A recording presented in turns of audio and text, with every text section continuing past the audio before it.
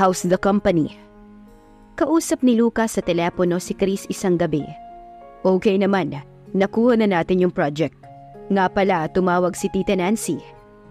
Ang mommy niya ang tinutukoy nito. Hinahanap ka, nagdahilan na lang ako. Good, salamat. Narinig niyang pagbuntong hininga sa kabilang linya. The letters have stopped. Dagdag nito. Sinabi ko na sa'yo, wala lang magawa ang nagpapadala niyan. He could imagine his cousin shaking his head. I don't know, Lucas. I still have a bad feeling about this. Ano kaya kung magpadala ako ng ilang tao dyan, just to be sure? At saan ka naman nakakita ng konduktor ng bus na may bodyguards? Quit worrying, Chris. Okay lang ako. Mas mabuti na yung nag-iingat kaysa. No, wala kang ipapadalang tao rito. Putol ng binata. Pero Lucas, I said no. That's an order. Puno ng authority ang boses niya. Napabuntong hininga na lamang ang pinsan sa kabilang linya. Bahala ka na nga. Ang tigas talaga ng ulo mo. Nagsalita ang hindi. Pareho lang tayong pasaway. Natatawang wika niya. Muli itong nagbuntong hininga at saka siya binabaan ng telepono. Naiiling na humiga si Lucas sa kama. Nakakapagod pala maging konduktor. Aniya sa sarili. Pero fulfilling naman dahil nakakapag-interact siya ng mga karaniwang tao. At natuklasan niyang masarap din kasama ang mga ito. He felt normal. Hindi niya kailangan magpa-impress ng todo para makakuha ng favor ng majority. Tamang pakikisama lang okay na. Hindi rin kailangang dinumero ang kilos niya. He could lose himself and everyone would just laugh at him. He could say things that would raise an eyebrow in his normal circle. He could not be intelligent. He could not be proper. He could just be his actual self, Lucas the man. Kung may isang hindi nagbago sa pagpapalit niya ng katauhan, ay ang karisma niya sa babae. Hindi sa nagyayabang siya pero kahit pala hindi designer clothes ang isuot niya, ay marami pa rin na maghahagusto sa kanya. Tama lang ang paniniwala niya na may makikita pa rin siyang babae. Namamahalin siya kahit wala ang limpak na kayamanang nakakabit sa kanyang pangalan. Now all he had to do was to find someone na mamahalin siya ng totoo.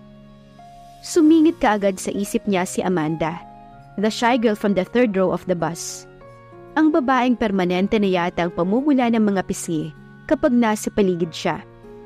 Tumataba ang kanyang puso sa tuwing maiisip na siyang dahilan ng pagbablush nito. He felt something for her. Dati ay curiosity lang dahil may pagkasuplada ang dating nito.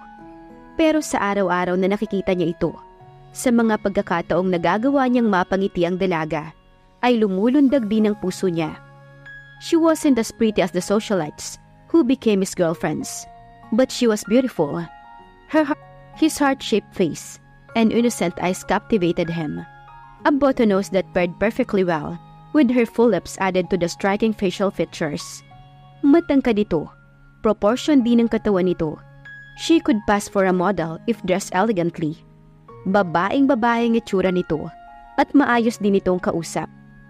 Tanda pa niya nang makipagpaligsahan si Amanda sa atensyon niya noong isang araw. Alam niyang nainis lang ito sa dalawang kolehiyalang nasa likuran nito, kaya siyang ginitian at kinawayan in a flirtatious way. At lalong hindi niya makalimutan ng isang hapon na iniabot sa kanya ang isa nilang dispatcher ang maliit na halaga ng pera. Iniabot na wiyo ng dalaga at sinabing inutang nito sa kanya. Alam niya kung para saan yun. Bayad iyon sa pamasaheng sadyang hindi niya siningil dito. Hindi ko pa nga pala siya nakakausap tungkol doon. Ilang araw nang hindi niya nakita si Amanda dahil inilipat siya ng oras. Pero bukas ay makikita niya ito dahil day off niya. Plano niyang sunduin sa trabaho ang dalaga at ayaing mag-date. Hindi siya papayag na hindi ito sumama. At kung ano man ang magiging ending ng gabi nila, well, he was open to all sort of options. He smiled, pleased with his idea. Iniunat ni Amanda ang mga braso. Thanks God, it's Friday. And thanks God, walang overtime. Makakauwi siya ng maaga. Pwede siyang matulog ng late mamaya at magising ng tanghali kinabukasan. Finally, she could relax.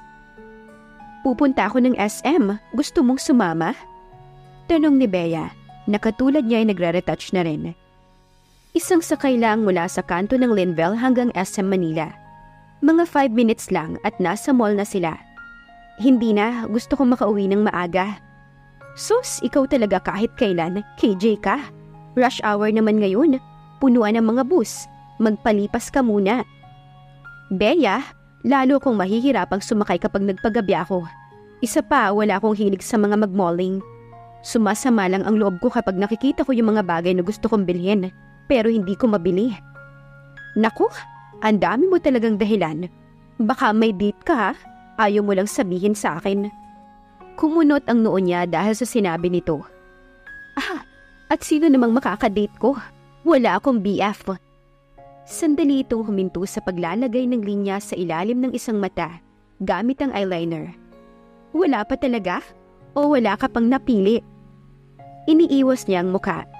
She hadn't logged in to the dating sites since she met Lucas. Pero hindi iyon alam ng kanyang kaibigan. Lalong hindi nito alam ang tungkol sa binata. Wala pa. Para kasing hindi totoo yung profile ng iba.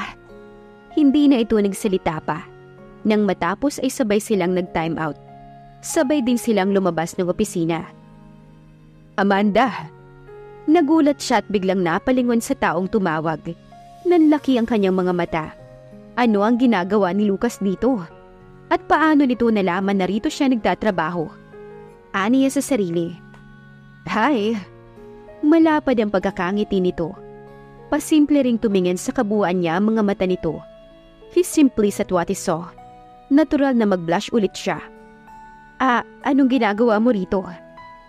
Nag-test drive lang ako ng pick-up nung kaibigan ko. Tara na, sabay ka na sa akin pa uwi. Ha? Nakarinig siya ng tikim sa kanyang likuran. Naroon nga pala si Bea. At nung sulyapan niya ito, ay umiilaw sa panunukso ang mga mata nito. Wala palang date ha? Her friend's eye seems to say. Gusto niyang titigan ng matalim si Lucas. Talk about bad timing. Napilitan siyang ipakilala ang dalawa. Nakipagkamay ito sa binata. Abot ay nga ngiti nito. At katulad ng ibang babae, kulang na lang ay magsuwan ito sa harap ng bagong kakilala. May lakad ba kayo? Tanong ng lalaki. Oo. Aniya. Wala. Sabat naman kaagad ni Bea. Sabay pa silang nagsalita. Patagong pinandilatan niya ng mga mata ang kaibigan. Ngunit tinaasan lang siya nito ng kilay. Inaaya ko siyang sumama sa akin sa SM. Kaya lang ayaw niya, pero okay lang. Hindi kasi nabanggit ni Amanda na may date pala siya. Pero wala naman. Pupunta ka ng SM? Bakit hindi ka nalang sumabay sa amin? Biglang lumipad ang tingin niya sa binata. Okay lang ba? Ani Bea. Oo naman, kung gusto mo, itreat ko kayo ng merienda. Lucas. Sabat ni Amanda pero walang pumansin. Naku, sasabay na lang ako sa inyo hanggang SM. Pero kayong dalawa na lang ang kumain. Sa ibang araw na lang ako mangi-istorbo sa date ninyo. Pabirong sagot ng kaibigan niya. Date? Hindi ako makikipag-date. Mariing tutol ni Amanda sa sarili. Kinakabahan na siya. Nag-uusap ang dalawa na parang wala siya roon. What are you waiting for? Dito nakapark yung sasakyan ko. Teka, sandali. Tinitigan siya ni Lucas. And something in his eyes silenced her protest.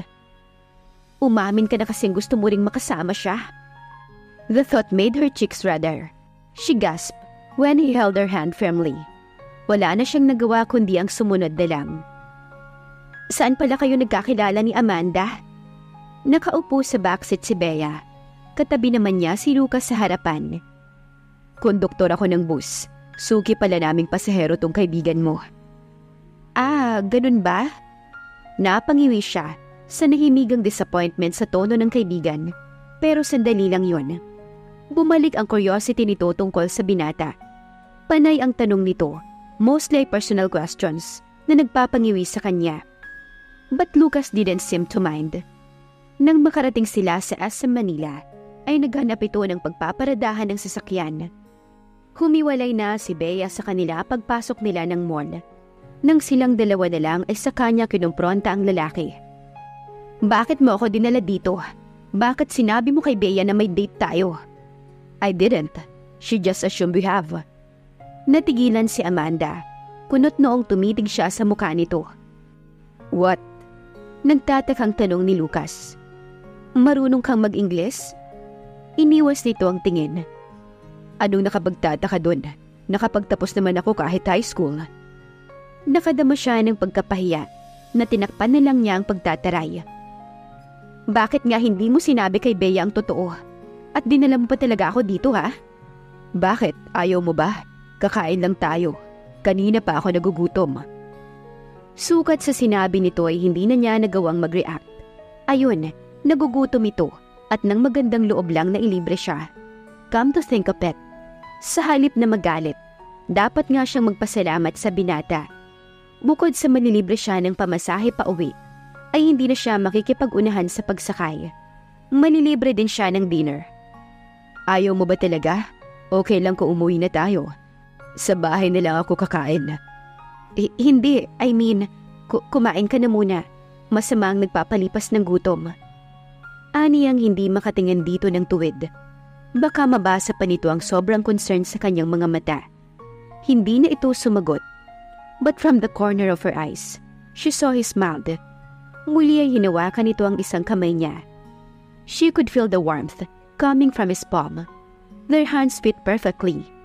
Naisip niya ng sulyapan ng magkahawak nilang mga kamay. Umakyat sila sa 4th floor ng mall at pumasok sa isang restaurant. Hindi ba masyadong mahal dito? Asiwang tanong niya.